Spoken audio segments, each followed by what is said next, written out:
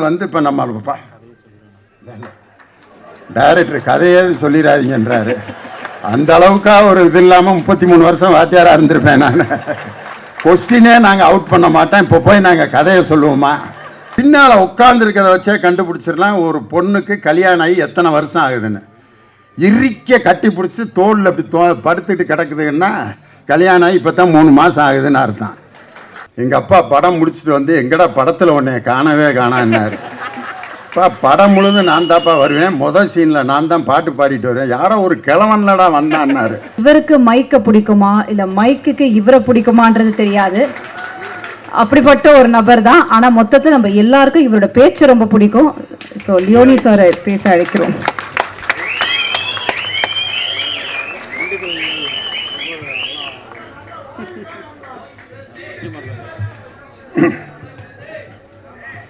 சினிமாவுக்கே சம்பந்தம் இல்லாத ஒருத்தன் நான் இங்கே வந்து உட்காந்துருக்கேன். எனக்கு இருக்கிற ஒரே தகுதி 20 வருஷத்துக்கு முன்னாடி கங்கா கௌரின்னு ஒரு படம் நடித்தேன். அந்த படத்தை முதல்ல எங்கள் அப்பா பார்க்குறதுக்கு காசு கொடுத்து நான் ஒரு படம் நடிச்சிருக்கேன் போய் பார்த்துட்டு வாங்கப்பா, திண்டுக்கல் கணேஷ் தேட்டரில் ரிலீஸ் ஆகிருக்குன்ட்டு காசு கொடுத்தேன். எங்கள் அப்பா படம் முடிச்சுட்டு வந்து எங்கடா படத்தில் உன்னை காணவே காணான்னாரு. அப்பா படம் முழுதும் நான் தாப்பா வருவேன், முதல் சீனில் நான் தான் பாட்டு பாடிட்டு வருவேன், யாரோ ஒரு கிழவன்லடா வந்தான்னாரு. படத்துலேயே கிழவனா நடித்து இப்படி கேவலப்படுத்திட்டேடான்ட்டு பெத்த தகப்பேன் படத்தை பற்றி அப்படி விட்டார். அதுக்கப்புறம் நான் படமே நடிக்காமல் இப்போ தான் வந்து நம்ம அனுச்சரனோட டைரக்ஷனில் பன்னிக்குட்டின்னு ஒரு படம் நடித்தேன். அதுக்கு அடுத்து ஆலம்பனான்னு ஒரு படம் நடித்து அது இப்போ வெளியே வரப்போகுது. இந்த 3 தகுதியை தவிர வேறு எந்த தகுதியும் இந்த மேடையில் பேசுகிறதுக்கு எனக்கு இல்லை. ஆனால் இதை விட ஒரு பெரிய தகுதி என்னன்னா, மக்கள் நாயகன் ராமராஜனுடைய மிகப்பெரிய ரசிகன் நான். ஒன்று அவருடைய நடிப்பு எதில் அப்படின்னா, ஒரு சிறப்பு ஒரே ஒரு வரியில் சொல்லணும்னா, மக்கள் திலகம் எம்ஜிஆர் தான் ஒரு படத்தில் எந்த பாட்டுக்கு வேணாலும் அப்படி கையை தூக்கி ஒரு ஆக்ஷன் பண்ணாருன்னா கூட்டமே அப்படியே கைதட்டி ரசிக்கும். புதிய சூரியனின் பார்வையிலே அப்படின்பாரு ஓன்னு கத்துவாங்க. அதுக்கு அடுத்து உழைக்கும் கைகளே அப்படின்பாரு, அதுக்கு கை தட்டுவாங்க. சோக பாட்டு கூட அப்படி கை தூக்கி அன்பேவா அப்படின்பாரு, உடனே சோக பாட்டுங்க கை தட்டுவாங்க. எம்ஜிஆர் ஒரு கலர் ட்ரெஸ் போட்டு அந்த கை தூக்கி மக்களிடம் வரவேற்பை பெற்றதற்கு அடுத்து அது மாதிரி ஒரு கலர் ட்ரெஸ் போட்டு கைகளை தூக்கி மக்களிடம் மிகப்பெரிய வரவேற்பை பெற்ற எம்ஜிஆருக்கு அடுத்து மக்களால் நேசிக்கப்பட்ட ஒரு கலைஞன் என்னுடைய இனிய சகோதரர் ராமராஜன். அவர்கிட்ட இருக்க ஒரு நல்ல குணம் நாங்கள்லாம் கற்றுக்கிட்டது, ஒரு படத்தில் சும்மா ஒரு 10 நிமிஷம் நடிச்சிருப்பேன், ஒரு டிஎஸ்பியாக நடிச்சிருப்பேன், அதுக்கப்புறம் தரையிலே நடக்க மாட்டேன். 10 மினிட்ஸ் அந்த படத்தில் டிஎஸ்பியாக நான் தான் நடிச்சிருக்கேன். அவன் கூட பிறந்த சகோதரனே அந்த படத்தை பார்க்க யோசிச்சிருப்பேன். ஆனால் அப்படி ஒரு படத்தில் 10 நிமிஷம் நடித்தவனே வானத்தில் பறக்கிற நேரத்தில் மக்களால் நேசிக்கப்பட்ட ஒரு கலைஞன் இவ்வளவு எளிமையாக ஒரு மனிதனை இதுவரைக்கும் நான் பார்த்ததில்லை. அவருடைய வெற்றிக்கு மிகப்பெரிய காரணமே அதுதான். இந்த படத்தினுடைய தயாரிப்பாளர் மதியழகன், அவர் பேரை பார்த்தோன்னே நம்ம ஏதோ மதுரைக்காரரு கருப்பாக ஒரு மாதிரி இருப்பாருன்னு பார்த்தா ஹிந்தி பட ப்ரொடியூசர் மாதிரி அப்படி கண்ணாடியையும் அவர் கலரையும் பார்த்துட்டு உண்மையிலே ஒரு ஹிந்திக்காரன்னு தான் நினச்சேன். ஆனால் பேரை பார்த்துட்டு மதியழகன்னு இவ்வளவு அழகான தமிழ் பேர் வச்சு அவருடைய படத்தை திரும்ப ராமராஜன் சாருக்கு இத்தனை ஆண்டுகள் கழித்து மீண்டும் மக்களிடம் கொண்டு சென்றதற்காக அவருக்கு எல்லாரும் ஒரு பலத்த கரவொலி நம்ம மதியழகன் சாரு கொடுக்கணும். அவருக்கு நேர் ஆப்போசிட்டு டைரக்டரு, அவர் செக்க செவேர்னு ஹிந்திக்காரன் மாதிரி இருக்காரு. டைரக்டர் பாருங்க நெல்சன் மண்டேலா மாதிரி, ஆனால் கலர் அப்படி இருக்க ஒளிய. ஆனால் அவருடைய திறமை அற்புதமானது. அவர் நடையும் அவர் அந்த ஒரு 2 நிமிஷம் ஷூட்டிங் ஸ்பாட்டில் பார்த்தேன், அவ்வளோ பரபரப்பாக இருந்தார். இந்த மேடைக்கு நான் வந்ததுக்கு காரணம் என்னுடைய மகன் லியோ சிவகுமார் இதில் கதாநாயகனாக நடிச்சிருக்காரு. மாமனிதனுங்கிற படத்தில் சீனு ராமசாமியோட டைரக்ஷனில் ஒரு சின்ன ரோல் நடித்தான். அதுக்கப்புறம் அழகிய கண்ணைங்கிற படத்தில் ஹீரோவாக நடித்து அந்த படம் தியேட்டரில் வெளியாகிடுச்சு. இப்பொழுது அவனுக்கு ஒரு மிகப்பெரிய ரீஎன்ட்ரி எது அப்படின்னு சொன்னால், எம்எஸ் பாஸ்கர் சாருக்கு மகனாகவும் ராமராஜன் சாருக்கு மருமகனாகவும் லக்ஷா சரணுக்கு ஒரு ஹீரோவாகவும் இன்னைக்கு நடிச்சிருக்கான். அதனால் எனக்கு என்னுடைய மகன், உன் மகனை பற்றி நீயே எப்படியா பெருமையாக பேசலான்ட்டு, நம்ம சில சமயம் கண்ணாடியை பார்த்து நம்ம தலையை ஒதுக்கிக்கிடுவான், சட்டை பட்டன் அப்படி போடுவான். ஆனால் நம்மளை அழகுபடுத்திக்கிறதுக்கு நம்ம இவ்வளவு செஞ்சாலும் என்னுடைய படைப்பு நல்லா இருக்கும் அப்படின்ட்டு நம்ம மேடையில் சொல்கிறது மாதிரி நான் உருவாக்கிய என்னுடைய மகன் இந்த படத்தில் ஹீரோவாக நடிச்சிருக்காரு. அவருக்கு நீங்கள் எல்லாரும் ஆதரவு கொடுக்கணும் அப்படின்னு அன்போடு கேட்டுக்கிறேன். இந்த மேடையில் வந்து பெரிய பெரிய டைரக்டருங்க எல்லாம் உட்காந்துருக்காங்க. ஆர்வி உதயகுமார் சார், அவருடைய அந்த டைட்டில் சாங் இளையராஜாவோட முதல் பாட்டை டைட்டிலாக போடணும் அப்படிங்கிறது அவரது கண்டுபிடிச்ச ஃபார்முலா தான். கண்ணுபட போகுதையா சின்ன கவுண்டரே, சுத்தி போட வேணும் ஐயா சின்ன கவுண்டரே, சாட்சிகளை சட்டம் செய்ய வேலை இங்கியில். அந்த படத்தில் வாழ்ந்திருப்பார் ஒரு மாபெரும் கலைஞன், புரட்சி கலைஞர் விஜயகாந்த் அவர்களை இன்னொரு பரிணாமத்துக்கு கொண்டு சென்ற ஒரு டைரக்டர் நம்ம ஆர்வி உதயகுமார் சார், பேரரசர். அதே மாதிரி பேசிட்டு போயிருக்காரு நம்ம KS ரவிக்குமார். நான் நிறைய பேர் உட்காந்துருக்காங்க, ஒவ்வொருத்தரையாக நான் சொல்லணும், ரொம்ப ஆசையாக இருக்குது. இருந்தாலும் ஒரு படத்தில் ஒவ்வொருத்தரும் பேர் போடும்போது கைத்தட்டுவாங்க. மக்கள் திலகம் எம்ஜிஆர்னு போட்டோன்னா கைத்தட்டுவாங்க, நடிகர் திலகம் சிவாஜி கணேசன் போட்டோன்னா கைத்தட்டுவாங்க. அது மாதிரி கதாநாயகனுடைய பெயர்களை போடும்போது கைதட்டிக்கிட்டு இருந்தது ஒரு சமுதாயம். ஒரு குறிப்பிட்ட ஸ்டேஜில் தான் கதை வசனம் அப்படின்னு போட்டோன்னா ஒருத்தருக்கு கைதட்டினாங்க. அதுதான் முத்தமிழ் அறிஞர் டாக்டர் கலைஞர். வசனம் மு கருணாநிதினு போட்டோன்னா வசனத்துக்கு கைதட்டு வாங்கியவர் ஒருத்தர். அதே மாதிரி இசைஞானி இளையராஜா என்று இசையமைப்பாளர்களுக்கு கைதட்டு வாங்கிய ஒரே இசையமைப்பாளர் நம்மளுடைய இசைஞானி இளையராஜா தான். அவருடைய பாட்டோடு நம்ம வாழ்ந்திருக்கோம். அது நம்ம மக்கள் நாயகன் ராமராஜன் சாருக்கு அவர் போட்ட பாட்டுகள்லாம் அடே அப்பா, சொர்க்கமே என்றாலும் அது நம்மூரை போல வருமா, அது என் நாடு என்றாலும் அது நம் நாட்டு கீடாகுமா. இந்த பாட்டு எங்கள் ஊரில் ஒட்டஞ்சத்திரத்தில் ஒரு கிழவிக்கு பேர் இன்னைக்கும் ராமராஜன் கிழவி. அதுக்கு பேர் ராமராஜன். படத்தில் வில்லனா யாராவது நடிச்சான்னா அந்த கிழவி குறவலை நடிச்சு கொன்னே விடும். அந்த படத்தில் வந்து வில்லனா ஒரு படத்தில் பொன்னம்பலம் நடிச்சிருப்பாரு. அந்த பொன்னம்பலம் ஏதோ ஒரு கல்யாணத்துக்கு வந்திருக்காரு. அந்த கிழவி இவனை நான் தீர்த்து கட்டாம விட மாட்டேன் அப்படின்னுச்சு. ஏன்னா ராமராஜனை என்ன அடி அடிச்சான் தெரியுமா அப்படின்னு. நல்ல வேளை அந்த கிழவியை விட்டுருந்தாங்கன்னா அடிச்சே கொண்டிருக்கும் பொன்னம்பலத்தை. பாவம் தங்கமான மனுஷன். இது பொன்னம்பலத்து மேல இருக்க வெறி இல்லை, ராமராஜன் மேல வைத்திருந்த உண்மையான பற்று பாசம். அந்த கிழவிக்கு பேரு இன்னும் இருக்கு. அந்த கிழவி 92 வயசு, ராமராஜன் கிழவினே பேரு. அப்படி சாதாரண மக்களிடம் தன்னுடைய இயல்பான நடிப்பால் எளிமையால் மக்களிடம் வாழ்ந்து கொண்டிருக்கக்கூடிய ஒரு அற்புதமான கலைஞன் என்னுடைய அருமை சகோதரர் ராமராஜன். அதில் பேங்க் லோனை பற்றி இந்த படத்தில் ஒரு காட்சி. ஏன்னா பேங்க் லோனு வந்து இப்போ நம்ம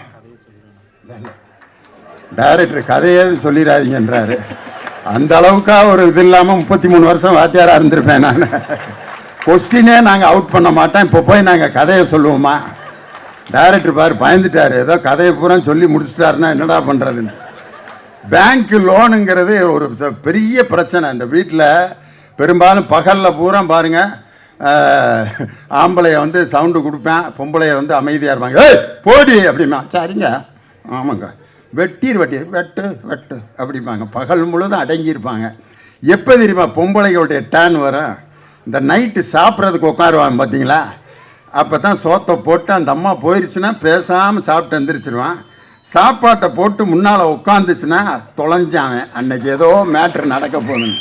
உடனே அந்த அவரும் சொல்லுவான், எந்திரிச்சு போடி நான் சாப்பிட்டுக்கிறேன். இல்லை இல்லை, குழம்பு கேட்டிங்கன்னா ஊற்றணும்ல, ரசம் கேட்டிங்கன்னா ஊற்றணும், உப்பு அது நான் எடுத்துக்கிறேன்டி. அவன் உட்கார்றத பார்த்தோன்னா ஏதோ பிரச்சனை நடக்க போகுதுன்னு சோத்தை போட்டு குழம்பை ஊற்றி ஒரு வாயை எடுத்து வைக்கிறான். வாய்க்கும் கைக்கு இடையில விட்றா டைலாக்க. உன்னைய கட்டி நான் எண்ணத்தை கண்டேன் அப்படிங்கிறது. யோ ஏண்டி சாப்பிட்டுக்கிறேன்டி, நீயும் பக்கத்து வீட்டுக்காரன்னு ஒரே இடத்துல வேலை பார்க்குறீங்க. அவன் பாரு ஒரு புது வண்டியை வாங்கி அவன் பொண்டாட்டியை உட்கார வச்சுக்கிட்டு மல்லியை போச்சுட்டு துத்து துத்து துத்து நம்ம வீட்டு பக்கமே ரவுண்ட் அடிக்கிறான். எனக்கு வகரெல்லாம் எரியுது. நீ என்னைக்கு அப்படி ஒரு பைக் வாங்குவ? நீலாம் ஒரு ஆம்பளை, உனக்கு ஒரு மீசை, உடனே மீசையில் கை வச்சேன்னா ஆம்பளை எப்பயுமே டென்ஷன் ஆயிடுவேன். அரை மணி நேரத்தில் உனக்கு பைக்கு நான் கொண்டு வரலன்னா பாருன்னு பேங்க்கில் லோனை போட்டு 15 வட்டிக்கு கடனை வாங்கி பைக்கை மாலையை கொண்டு வந்து நிப்பாட்டிட்டான். கொண்டு வந்துட்டேன் பைக்கு. கொண்டு வந்தது பெருசு இல்லை, இந்த பக்கத்து வீட்டுக்காரி பார்க்குற மாதிரி 5 ரவுண்டு அடிக்கிறேன். பட்டு புடவை கட்டிட்டு மல்லிகை போச்சுட்டு பின்னால் உட்காந்து பக்கத்து வீட்டுக்காரி பார்க்குற மாதிரி ரவுண்டு அடிக்கிறான். பின்னால் உட்காந்துருக்கிறத வச்சே கண்டுபிடிச்சிடலாம் ஒரு பொண்ணுக்கு கல்யாணம் ஆகி எத்தனை வருஷம் ஆகுதுன்னு. இறுக்க கட்டி பிடிச்சி தோளில் அப்படி படுத்துட்டு கிடக்குதுன்னா கல்யாணம் ஆகி இப்போ தான் 3 மாதம் ஆகுதுன்னு அர்த்தம். லேசாக அப்படி சட்டையை மட்டும் பிடிச்சிருக்குன்னா கல்யாணம் ஆகி 2 வருஷம் ஆச்சுன்னு அர்த்தம். இந்த பேண்ட்டில் இருக்க லூப்பில் விரலை மாட்டிகிட்டு உட்காந்துருக்குன்னா 5-6 வருஷத்துக்கு மேலே ஆயிடுச்சுன்னு அர்த்தம். பின்னாடி கம்பியை பிடிச்சிட்டு உட்காந்துருக்குன்னா 10 வருஷம் ஆச்சுன்னு அர்த்தம். கம்பியே பிடிக்காம உட்காந்துருக்குன்னா 20 வருஷம் ஆச்சுன்னு அர்த்தம். ஏன்னா விழுந்தா நம்ம 2 பேரும் சேர்ந்து சாகலாம், நீ மட்டும் விழுகலன்னு அர்த்தமான்ட்டு. அது மாதிரி பின்னால் உட்காந்து இடுப்பை பிடிச்சி ஓட்டு மாமான்ட்டு ஓட்டிக்கிட்டே போகிறான். 1ஆம் தேதியிலேருந்து 15ஆம் தேதி வரைக்கும் 80ல் போகிற வண்டி 20ஆம் தேதிக்கு பிறகு 40க்கு மேலே போகலை. ஓட்டு மாமா ஓட்டுறண்டி. ஆனால் அவனுக்கு ஆக்சிலேட்டரில் என்ன கேட்குதுன்னா 15 வட்டி கிளச்சை மாற்றுறான். 1ஆம் தேதி கட்டாட்டி பிடிங்கிட்டு போயிடுவாங்க 10,500 இஎம்ஐ கட்டணும். ஒரு லோனுனால ஒரு பைக்கில் லோன் வாங்கினவன் என்ன பாடுபடுவான். ஆனால் இன்னைக்கு ஒரு கடன்பட்டார் நெஞ்சம் போல் கலங்கினான் இலங்கை வேந்தன்னு கம்பன் சொன்ன மாதிரி ஒரு கடனால் பாதிக்கப்பட்ட இந்த சமுதாயத்தை அப்படியே படம் பிடித்து காட்டியிருக்கிறார் இயக்குனர் ராகேஷ். அதை ரொம்ப வித்தியாசமாக கொடுத்துருக்காரு. அந்த கதையை நீங்கள் பார்க்கும்போது அவ்வளோ விறுவிறுப்பாக நீங்கள் பார்ப்பீங்க. இந்த இசைஞானி இளையராஜாவோட இசையமைப்பு, அவருடைய இசைங்கிறது எவ்வளவு ஒரு மக்களிடம் பெரிய வரவேற்பை பெற்றதுங்கிறதுக்கு வேற உதாரணமே தேவையில்லை. 30 வருஷம் கழிச்சு இன்னைக்கு ஒரு பாட்டு ஹிட் ஆயிருக்கு பாருங்க. இது மனித உணர்ந்து கொள்ள, இது மனித காதல் அல்ல அல்ல அல்ல அல்ல அல்ல, அதையும் தாண்டி புனிதமானது. உண்டான காயம் இன்று உன்னாலே மாறி போன மாயம் என்ன பொன்பானி செந்தேனே. அங்க பாரு, 4 வயசு குழந்தை. இந்த பாட்டு இப்ப அந்த குழந்தைக்கு பாதிப்பை ஏற்படுத்தி இருக்குன்னா இந்த மஞ்சுமல் பாய்ஸ்ங்கிற அந்த படத்துல 30 ஆண்டுகள் கழித்து இசைஞானி இளையராஜா அந்த படத்தில் ஒரு பாடலில் வாழ்ந்து கொண்டிருக்கிறார்னா அந்த இசையமைப்பில் இன்னைக்கு உருவாகி இருக்கிறது சாமானியன்னா சாதாரண மனுஷன். சாமானிய மக்களுக்கு நீங்கள் என்ன செய்தீர்கள் அப்படிமா. சாமானிய மக்கள்னா ஏழைகள், சாதாரணவர். ஒரு படம் எடுத்தா டில்லி மாப்பிள்ள, கோடீஸ்வரன் அப்படிலாம் படம் எடுக்கிற நேரத்தில் இன்னைக்கு சாமானியன்னு ஒரு ஏழை மக்களை தலைப்பா வச்சு இன்னைக்கு படம் எடுத்திருக்காங்கன்னா இது அனைத்து சாமானிய மக்களையும் போய் சேரும் அப்படிங்கிற நம்பிக்கை எனக்கு இருக்கு. நம்ம மக்கள் நாயகன் ராமராஜன் சாருக்கு நான் கொடுக்கின்ற வாழ்த்து என்னன்னா, அவருடைய முதல் படம் கரகாட்டக்காரன், 2வது அதுக்கப்புறம் மிகப்பெரிய வெற்றி. இது முதல் படம் எங்க ஊர் பாட்டுக்காரன், அதுக்கப்புறம் வெற்றி படம் கரகாட்டக்காரன். இந்த எங்க ஊர் பாட்டுக்காரன், கரகாட்டக்காரன், இதற்கு அடுத்து இதைவிட பெரிய வெற்றி பெறப்போவது சாமானியன். எங்க ஊர் பாட்டுக்காரன், கரகாட்டக்காரன், சாமானியன் 3 ஒரே எழுத்துல முடியுது. அதனால அதே போல வெற்றியும் இந்த படங்கள் வெற்றி அடையணும்னு அன்போடு நான் கேட்டுக்கொண்டு, எங்களுடைய மக்கள் நாயகன் மீண்டும் திரையுலகிற்கு வந்திருக்கிறார். அவரை பலத்த கரவொலி எழுப்பி வரவேற்று இன்னைக்கு இந்த கமலா தியேட்டர் எப்படி அரங்கு நிறைந்து எல்லோருடைய வரவேற்பையும் பெற்றிருக்கிறதோ அதே போல சாமானியன் படத்தினுடைய ஒவ்வொரு காட்சியிலும் இது போல அரங்கு நிறைந்த காட்சிகளாக அது மிகப்பெரிய வெற்றி அடைந்து மக்கள் நாயகனை மீண்டும் மீண்டும் பல வெற்றி படங்களை தருவதற்கு மதியழகன், ராகேஷ் போன்ற அவர்கள் அந்த டீமை நான் உண்மையிலே மனதார வாழ்த்துகிறேன். மேடையில் உட்கார்ந்திருக்கவங்க எல்லாருடைய பெயரையும் நான் சொல்லவில்லை என்பதை மனதில் பொருட்படுத்தாமல், ஏன்னா 9 மணிக்கு இந்த தியேட்டரை கொடுக்கணுமா, நம்ம மக்கள் நாயகன் ராமராஜனுடைய அந்த படம் எப்படி இருக்கும்னா மதுரை கோனார் மெஸ் மாதிரி. அந்த கோனார் மெஸ் அவருக்கு ரொம்ப பிடிக்கும். முதல்ல நான் அங்கே தான் அவரை சந்தித்தேன். நல்லா சாப்பிட்டுக்கிட்டு இருந்தார் மக்களோட உட்காந்து. பக்கத்தில் போய் நான் உட்காந்தேன். நான் தான் லியோனி அப்படின்னா யார் அப்படின்னாரு. அப்புறம் பட்டிமன்றத்தில் நான் என் குரலை கேட்டோன்னா, பட்டிமன்றம் லியோனி சார் அப்படின்ட்டு அந்த மட்டன் கறி தோசை சாப்பிட்டுட்டு இருந்தாரு. அதை விட்டுட்டு இப்படி எந்திரிச்சு எனக்கு வணக்கம் சொன்னார் பாருங்க. இவ்வளோ பெரிய நடிகர் ஒரு சாதாரண வாத்தியாருக்கு எந்திரிச்சு வணக்கம் சொல்றாரு.